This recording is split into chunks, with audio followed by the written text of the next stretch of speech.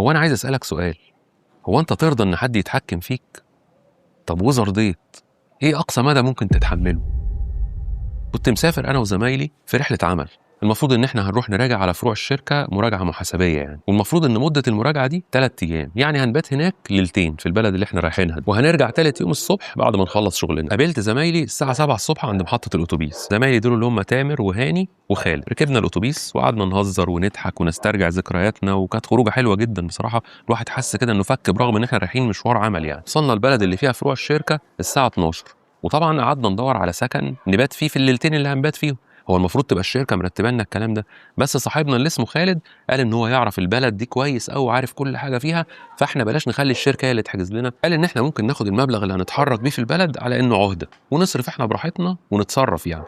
طبعا هو بيقول كده ليه؟ بيقول لك يعني عشان يطلع لنا وفر وكل واحد يحط فلوس في جيبه، فاحنا قلنا ماشي يلا توكلنا على الله. المشكله بقى ان هو كان بيسترخص، يعني بينقي اقل حاجه، يعني حاجه اصلا وانت بتاخد الخدمه بتاعتها تكون بتتعب. يعني اولها المواصلات اللي احنا ركبناها دي كانت مواصلات سيئه جدا، من اسوأ شركات المواصلات في مصر، شركه معروفه، وهو نقلنا في اقل درجه فيها. المهم ان هو اقترح علينا اوتيل من الاوتيلات الموجوده في البلد، وهيبقى في مبلغ وفرنا كويس جدا لو قعدنا في الاوتيل ده. ورحنا متفقين على المكان وراكبين تاكسي ورايحين عليه. اول ما وصلنا الاوتيل كان شكله وحش جدا من بره، كان شكله كانه عماره كده، عماره سكنيه عاديه مش اوتيل خاص. حتى لما تدخل جوه مفيش بقى ريسبشن ولا في، تحس انت داخل شقه مش اوتيل خالص. بقول له انت متاكد يا عم ان هو ده الاوتيل؟ قال لي ايوه هو ده، في ايه يا عم، حلو اهو زي الفل واخر جمال.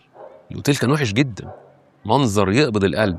قلنا يلا يمكن من جوه شكله مترتب وكويس. دخلنا على مكتب كده اللي هو المفروض الريسبشن بتاع المكان، اللي قال لنا ان عندهم نوعين من الاوض، اوض فيها 4 سراير واوض فيها سريرين. طب بكام يا عم الاوضه اللي ب4 سراير؟ بكذا. طب بكام الاوضه اللي بسريرين؟ بكذا. راح عم خالد قال له ادينا الاوضه اللي بسريرين. كلنا بصينا له كده، يا عم والسريرين ازاي؟ امال هننام ازاي كلنا احنا 4؟ لقينا خالد بيقول لنا ايه، لا ما هي الاوضه دي بيبقى فيها كنبه بتتفرد تبقى سرير، وممكن 2 يناموا على الكنبه دي و2 يناموا على السرير، ونمشي الليله كده، يعني مش هنقعد بقى ايه نتنح على كل حاجه. لما طلعنا الاوضه كانت مأساة، سريرين صغيرين جدا، يعني واحد بس ينام على السرير. الكنبه بقى هي المشكله، الكنبه دي تنيم واحد بس، لا يمكن 2 يناموا، ومتعبه جدا، يعني عامله زي الخشب كده، مفيش حاجه فيها قطن خالص، حاجه كده بتمشي القعده يعني هي المفروض كنبه انت بيكون معاك المرتبه بتاعتها، لكن هي بتتفرد كده كانها المله بتاعت الكنبه، حديد على حديد كده. طبعا هاني واحد من الزملاء اللي معانا يعني ما عجبوش الاوضه واتضايق جدا، وقال له ايه ده، احنا هنبهدل نفسنا يا عم يومين، ما كنا خلينا الشركه تحجز لنا وخلاص، ايه البهدله دي؟ راح خالد قال له يا ابني هنوفر وهيبقى معانا فلوس بعد ما نطلع من الرحله دي، نرجع كده معانا فلوس. هاني قال له لا انا عايز ارتاح يا عم، انا مش طالع عشان اتبهدل. المهم خالد قعد يقنعه بالهداوه، بس هاني ما كانش مقتنع، بس وافق وخلاص، قال لك ما عدي الليله يعني. وكانوا بيتناقشوا مع بعض كده بطريقه ان ايه، هاني مش عارف يفرض رايه لان خالد مصر وقال له ان هو ده الصح ولازم نعمل كده. من كتر اصرار خالد فهاني وافق.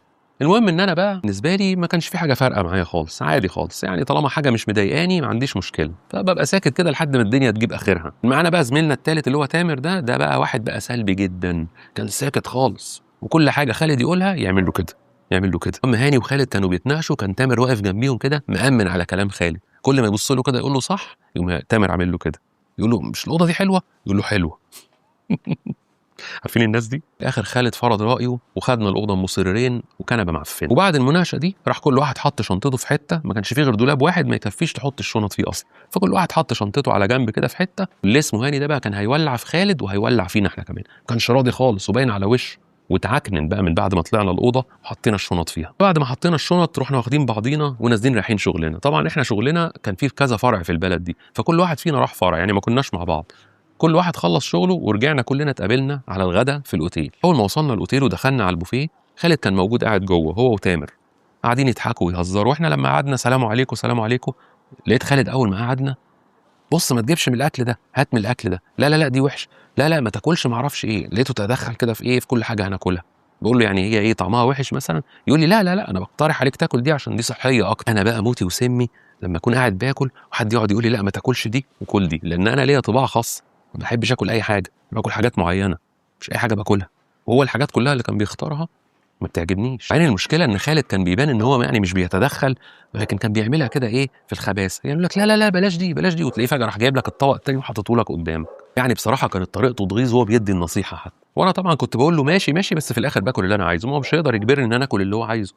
عم تامر بقى اللي قاعد جنبه ده بياكله على مزاجه. طبعا هو في الوقت ده ما كانش قادر يقرب لهاني ولا يكلمه حتى، لان هاني كان روحه هنا في مناخيره. خلصنا الغدا والساعه ساعتها بقت يعني 5 أو 6، رحنا قاعدين شويه في الكافيتيريا لحد الساعه 8 أو 9 بالليل، وبعدين كنا تعبانين من السفر رحنا طالعين عشان ننام.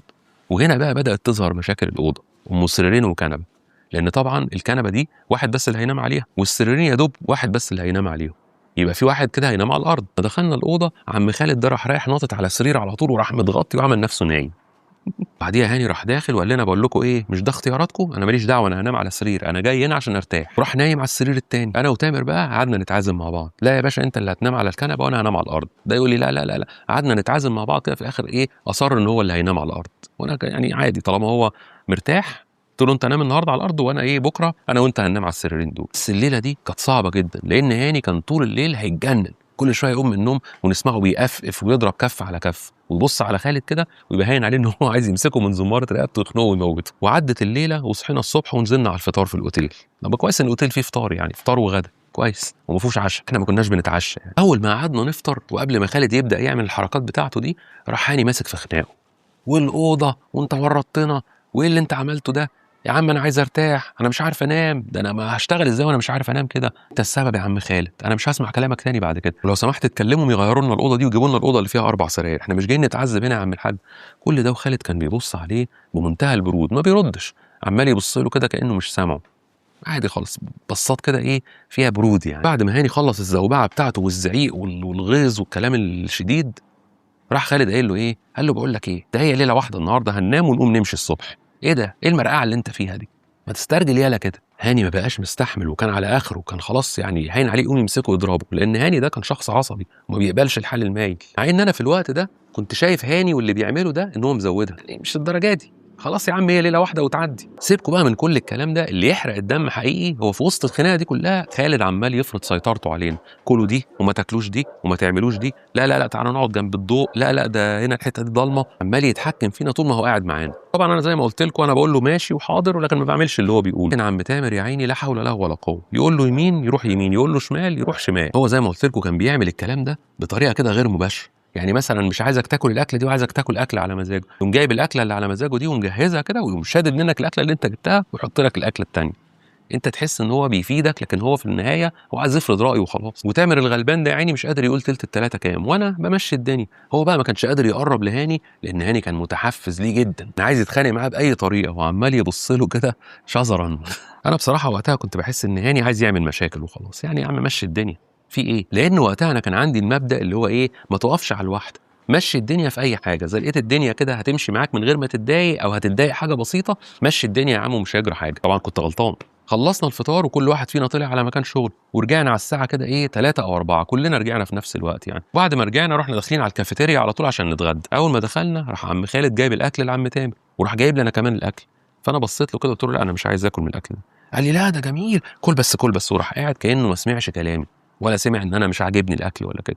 رحت انا جايب الاكل كده بايدي على جنب بطريقه تبين له ان انا مش هاكل الاكل اللي انت جبته، وقمت قايم على البوفيه جبت الحاجه اللي انا نفسي فيها وقعدت اكل. ولما كنت باكل قعدت ابص عليه كده واشوفه بيبص عليا ازاي، لقيته ولا الموضوع في دماغه اصلا، عمال ياكل زي البتاع كده ولا في اي مشكله خالص. بعد ما خلصنا الغدا انا قلت في بالي ايه، ما هي دي اخر ليله بقى، طب ما تيجي كلنا نخرج كده نتفسح في البلد اللي احنا فيها دي. ورحت اعرض عليهم الايه الموضوع ده، فكلهم انبسطوا جدا، وكمان ايه يعني حسيت كده ان الموضوع ده عمل نعناشه كده في الايه في العلاقه ما بيننا يعني. راح عم خالد ده داخل على طول قال لك انا عارف البلد دي فيها ايه، انا اللي هفسحكم، انا هوديكوا كذا واديكوا كذا واديكوا كذا، انا عارف كل حاجه فيها، سيبوا لي نفسكم بس انتوا. راح هاني شابط فيه على طول، وراح كان خلاص هيمسك ايده بقى ويمد ايده عليه. هو اصل خالد ده كان بيستفز هاني بالذات بطريقه ستاتي كده، يعني مثلا ايه، بدل ما يوجه الكلام لينا يبص له ويوجه له الكلام. ما هم زعلانين مع بعض يعني، انت مفيش كلام بينك وبينه، انت يعني في تاتش بينكم ومفيش كلام، بتبص له ليه؟ وراحوا متخانقين مع بعض. بس طبعا زي ما قلت لكم خالد ما بيتخانقش، خالد بيبقى هادي كده وبارد ويقعد يبص له كده ويسيبه يتكلم ويبعبع، وبعدين في الاخر يقول له ايه لا. طريقه كده ايه يعني تخليك ان انت عايز تقتله. وللاسف بعد الخناقه دي الخروجه باظت، وهاني راح ماشي بره الاوتيل لوحده، واحنا بقى اضطرينا ان احنا نكمل اليوم في الكافيتيريا. واحنا قاعدين بقى في الكافيتيريا لقيت خالد بيقول لي ايه، ينفع اللي هاني عمله ده؟ قاعد يعني بيشهدني عليه. طبعا انا من جوايا مش عايز اكسفه، فعمال ارد عليه كده ردود محايده، يعني لا غلطه هو ولا غلط هاني، بس انا طبعا من جوايا مغلطه 100%. عايز اقول لكم ان انا لو الزمن رجع بيا واتحطيت في موقف هاني ده مع خالد، انا كنت هنفخ خالد في الوقت ده. خلصنا قعدتنا في الكافيتيريا ورحنا طالعين الاوضه كلنا، وحتى هاني رجع من بره وجا على الاوضه، وكالعاده راح خالد ناطط في السرير بتاعه كانه هو اشترى السرير ده، وهاني طبعا نفس الكلام، حجز السرير وهو بيبص لنا كده بصه ايه، مش انتوا اللي عملتوا في نفسكم كده، انتوا اللي وافقتوا على الكلام ده، فانا ماليش دعوه. طبعا الاتفاق اللي كان بيني وبين تامر ان احنا ننام مكانهم على السرير وهم اللي يناموا مكاننا زي ما احنا نمنا امبارح، لكن خلاص الدنيا باظت. قلت لتامر خلاص انت نام على الكنبه النهارده وانا هنام على الارض، لان هو صعب عليا جدا، لان النومه صعبه قوي على الارض يعني. طبعا احنا بقى عمالين نتعازم على بعض، يقول لي لا والله لا انا اللي هنام على الارض، لا لا، ولا واحد بقى من الاثنين التانيين عايز يتحرك. انا بصراحه عاذر هاني، لان هاني بيعمل كده عشان يعني ايه، ينتقم من خالد، ولكن خالد ده بارد ومنتهى التناحة، ولا حتى ايه كاننا بنتخانق لوحدينا كده وهو ملوش دعوه بينا، كانه هو مثلا عايش في كوكب تاني يعني. المهم ان انا اصريت على تامر ان انا اللي هنام على الارض، ورحت واخد حاجتي ومديها النومه التمام ورحت في النوم. صحينا تاني يوم ونزلنا على الفطار في الاوتيل، لانه كان اخر يوم لينا في البلد دي، فكان ايه الجو هادي بين خالد وهاني وبيننا احنا كمان يعني، محدش فينا كان بيتكلم، كلنا كده فطرنا في صمت وكل واحد راح على شغل. بعد ما خلصنا شغلنا رجعنا كلنا عند الاوتيل عشان نلم حاجتنا بقى ونمشي، المفروض ان احنا هنشوف مواصله نرجع بيها. فوجئت ان خالد مصر ان احنا نرجع في نفس المواصله اللي احنا رحنا فيها. انا هنا بقى ما سكتش، انه بمجرد ما قال الموضوع ده راح هاني واخد شنطته ونازل من غير ما يتكلم معانا، على اساس ان هو هيمشي لوحده يعني، هيرجع لوحده. انا بقى ما سكتش، قلت له بص يا عم خالد، انا سبتك تتعامل طول اليومين اللي فاتوا دول لحد هنا وخلاص، انا مش هركب المواصله اللي احنا ركبناها دي قبل كده. قعد بقى يتكلم معايا بهداوه، يا عم خلاص ده احنا وفرنا كتير جدا، ده انتوا مش هتصدقوا احنا وفرنا قد ايه، كان بيتكلم معايا بمنتهى البرود كأن انا موافق خلاص. انا بصراحه كده ايه يعني، حسيت ان انا مكبر الموضوع وعامل مشكله على الفاضي وبقلد هاني وخلاص، قلت له ايه خلاص يلا. المهم رحنا واخدين بعضينا ورايحين على محطه الاتوبيس، لقيته بيقول لنا ان في طريقه هنوفر بيها فلوس اكتر. فبقول له ايه هي الطريقه دي؟ قال لي ان احنا نركب كذا مواصله لحد القاهره، هتوفر معانا فلوس غير عاديه. انا بقى في اللحظه دي بعد ما كنت بتكلم هادي بقيت ازعق واجعجع وعروقي تطلع من رقبتي كده، وهو هادي وعمال يبص عليا كده، ليه؟ ليه يا عم ده احنا هنوفر يا ابني، هحط في جيبك فلوس، ده انت فقر. انا في عز ما انا بزعق قعدت اقول له ان انا مش هعمل اللي انت عايزه ده، انا خلاص هرجع لوحدي. غاظني اكتر بقى ان لقيته مصر على رايه. انا بقى عند اللحظه دي تحولت بقى، الموضوع بقى بالنسبه لي عند، ما بفكرش بقى، مش هعمل اللي انت بتقوله يعني مش هعمل اللي انت بتقوله. قلت له انا هرجع لوحدي، اديني العهده اللي معاك بتاعتي وانا هرجع لوحدي. بقى موضوع العناد ده مسيطر على دماغي لدرجه ان قلت لو اخر يوم ليا في الدنيا مش هسمع كلام الراجل. قعدنا نشد جامد انا وهو، هو ما كانش بيتعصب، انا بس اللي بشد، هو بس عمال يبص لي كده يقول لي لا لا لا لا لا لا لا لا لا المواصله دي هتبقى حلوه، لو ركبناها هنوفر كتير، اسمع الكلام. بيكلمني كاني طفل صغير. وعم تامر التاني ده بقى واقف عامل كده زي الايه، زي اللي مش عارف يعمل ايه، كل شويه يهديني ويأمن على كلام خالد، كل ما خالد يقول كلمه ما اعمل له كده، لدرجه ان انا حسيت ان تامر ده مش موجود اصلا خالص. المشكله ان خالد ما كانش متعصب زيي، انا اللي عمال ازعق وعروقي تطلع من رقبتي، لكن هو هادي ومنتهى التناحه والبرود، وانا في بالي طبعا مسيطر عليا العند وخلاص، انا هرجع مرتاح يعني هرجع مرتاح مش هتبهدل تاني. المهم فضلنا ساكتين وخالد ملامحه هاديه وباصص كده في الناحيه التانيه ومش عايز يبص لي خالص، كانه كده يعني ايه خلاص هو نفذ اللي هو عايزه، ونظره عينه باينه جدا ان هو واثق من الانتصار.